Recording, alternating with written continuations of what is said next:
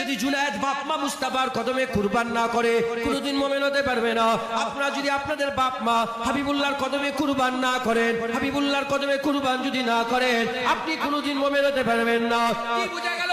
তাম বিশ্বে কোটি কোটি কোটি কোটি কোটি শুরু থেকে এখন পর্যন্ত, এখন থেকে কিয়ামত পর্যন্ত তারা তাদের বাপ মা মুস্তাফার কদমে কুরবান। এবার হাবিবুল্লাহকে জিজ্ঞাসা করে দেখে যাও, হাবিবুল্লাহকে জিজ্ঞাসা করে দেখে যাও, আমাদের বাপ মা তো রাসূলুল্লাহর জন্য কুরবান, এ মুসলমানের ছেলেরা।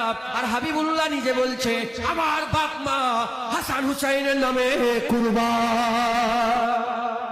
যেটা হবে না সুবহানাল্লাহ? সব ভাইয়ের বাপ মা হুজুরের কদমে কুরবান, সব ভাইয়ের বাপ মা হুজুরের জন্য কুরবান। আর হুজুর বলছে আমার বাপ মা হাসান হুসাইনের নামে কুরবান। কি মহব্বত করে রাসূল, কি ভালোবাসে রাসূল।